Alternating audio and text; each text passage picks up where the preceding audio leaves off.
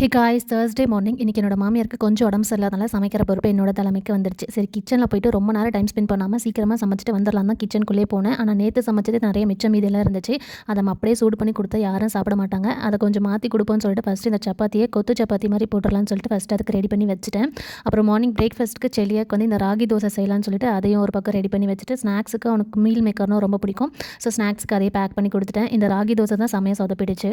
நான் மாலை இந்த தோசையை பார்த்துட்டு ஒரு லுக்கு விட்டார், ஒரே அசிங்கமாக போச்சு. அதனால் பிச்சு போட்ட ராகி தோசைன்னு பேரை மாற்றி அதையும் எப்படி ஒரு வழியாக சேல் பண்ணியாச்சு. இது பார்க்க ஒரு மாதிரியா இருந்தாலும் டேஸ்ட் நல்லா தான் இருந்துச்சு. அதுக்கப்புறம் இந்த முட்டை சப்பாத்தி எனக்கு கைவிடலை. இது ஓரளவுக்கு டேஸ்ட் நல்லா தான் வந்ததுனால ஓரளவுக்கு சமாளிச்சிட்டேன். அப்புறம் செல்லியை பிரேக்ஃபாஸ்ட்லாம் சாப்பிட்டுட்டு ரெடி ஆகிட்டு வந்ததுக்கப்புறம் அவனோட பேக்லாம் எப்பயும் போல் பேக் பண்ணிட்டு இருந்தேன். இப்போலாம் ஹோம்ஒர்க் அந்த அளவுக்கு சரியாக பண்ணுறதே இல்லை.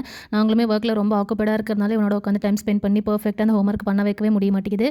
ஏன்னா கொஞ்ச நாள் ஆகும் எல்லாமே பழைய நிலைமைக்கு வரதுக்கு. அப்புறம் செல்லியாவை வழக்கம் போல் இன்றைக்கி 9:30க்கு ஸ்கூலுக்கு அனுப்பிச்சிட்டு நம்ம செஞ்ச ஸ்பெஷலான பிரேக்ஃபாஸ்ட்லாம் எடுத்து வச்சு சாப்பிட்டுட்டு இருந்தேன். அப்புறம் மத்தியான லஞ்சுக்கு ஏதாச்சும் சாம்பார் செஞ்சு வச்சு அது வேறு டேஸ்ட் நல்லாலாம் போயிடுச்சுன்னா ஒருத்தர் சாப்பிட மாட்டாங்கன்னு சொல்லிட்டு இன்றைக்கி சிம்பிளாக வந்து ஒரு 12 o'clock மேலே லெமன் ரைஸ் தான் செஞ்சுருந்தேன்.